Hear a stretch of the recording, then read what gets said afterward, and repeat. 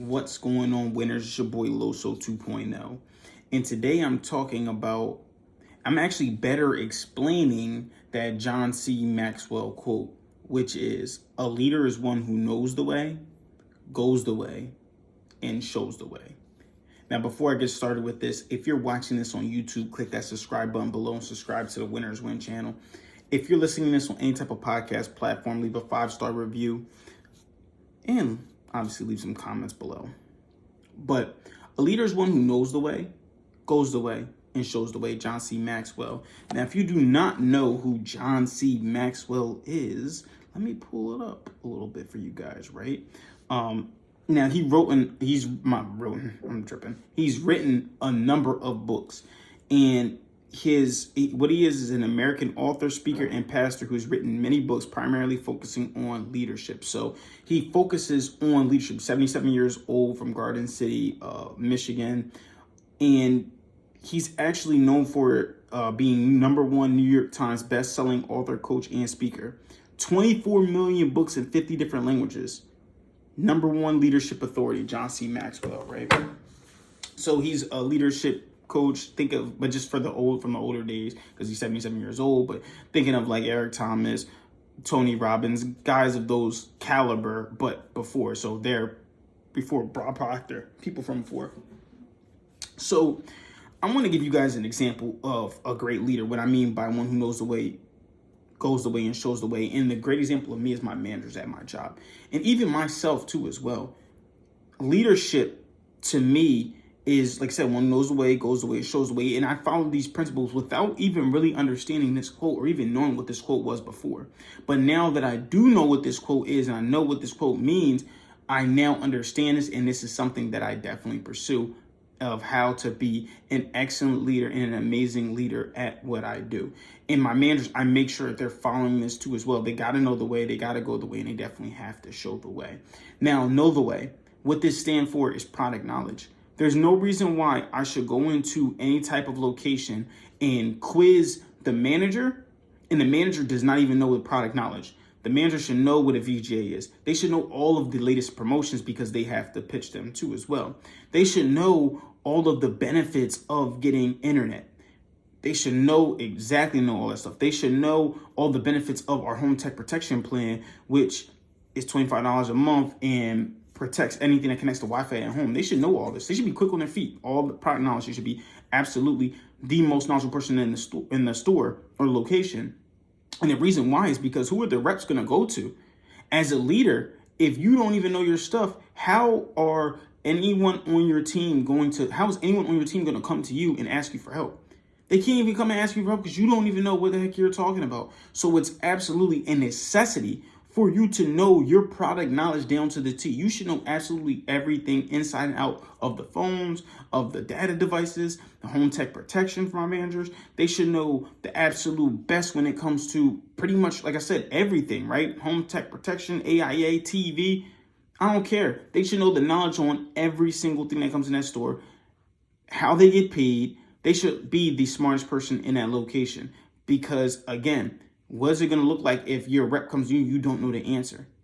And at the very least, if you don't even know how to find the answer, but forget that. I want my leaders to be quick on their feet and know the answer absolutely, because then the moment that you don't know that stuff, you lose the respect of your peers or your employees because of the fact that you don't even know your stuff. So know the way, know it, know the product knowledge, know everything about it.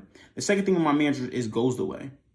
I'm expecting my managers to lead by example. They should be the best salespeople in the store. If we're telling someone to perform some type of job, I expect them to be the best one at that job. Same thing for me, right? They're expecting me to be the best at the job too as well, right? If we're looking at conversion rates for me personally with my selling, I'm at 30-something%. That's the highest literally through all of my representatives, all my managers in my locations. So you should be the best salesperson. There should be no question about it. You should be the best salesperson in your location because you lead by example. If a customer comes in and they don't know how to overcome this objection, you should be able to do it. And in fact, not even know how to coach them on it. You should know how to actually do it as well. So they should be able to come to you. They should be able to see customers coming to you, and you're flipping those upgrades up and out of the door and getting some more stuff out.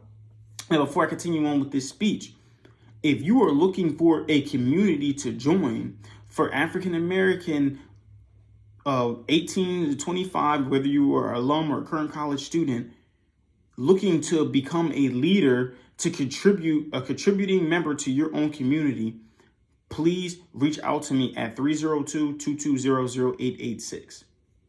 Now I'm going to finish back my talk, which goes away. Like I said, leads by example. So I'm expecting when a customer comes in, the manager, especially if the store is struggling, the manager's the first one to attack that. They should be, oh, I'm about my money, I'm about my cheese. I can go into my bigger box stores and see my managers taking everything, or some of them even take a step back because their store's doing good. The ones that are doing good, I love them to take a step back.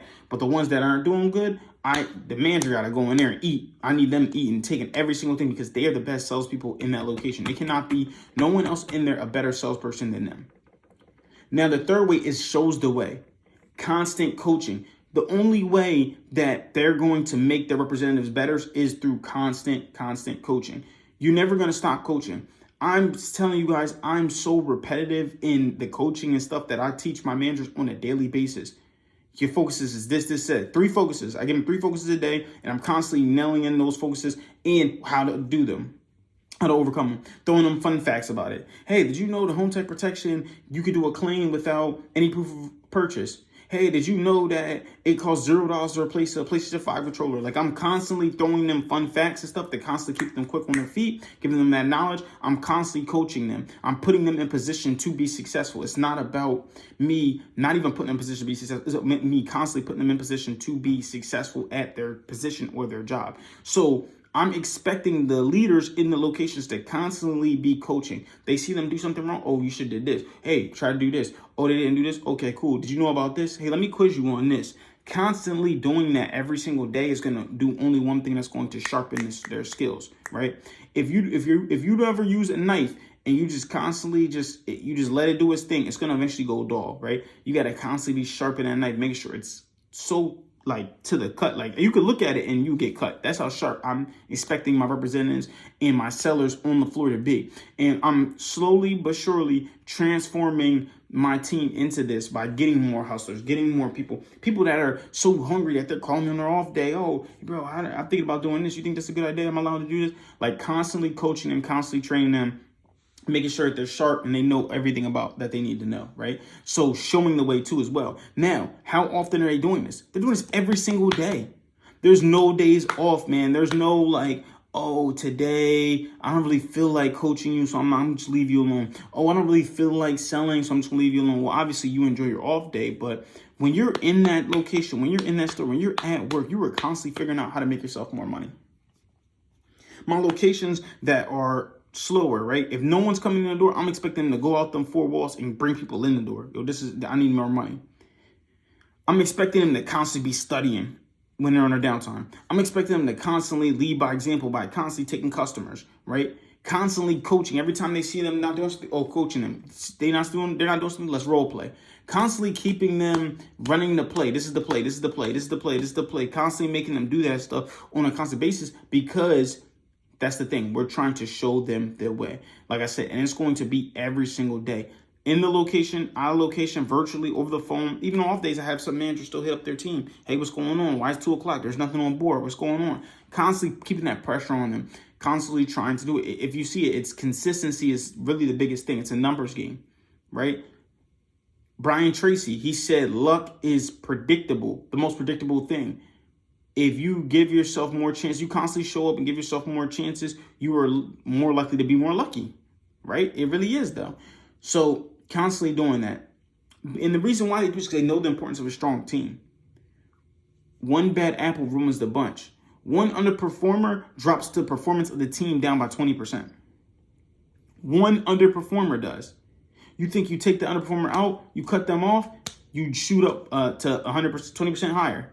So get those. You want the strong team. You don't want no weak link on your team. So that way, everyone else is pushing each other, right? There's obviously going to be people that's stronger than others, but you don't want no one who's super, super below the others, because the one that's low is going to be pushed by the others and continually grow. And I want you guys to constantly follow this big 3. Know their way, go the way and show the way, and you'll be a successful leader. So that's really all I have for you guys today. Again, if you're watching this on YouTube, click that subscribe button below and subscribe to Winners Win channel. If you're listening to any type of podcast platform, leave a 5-star review and leave a comment below. Keep killing the day. Winners win, losers lose, and you pray for success like this. 2.0 out.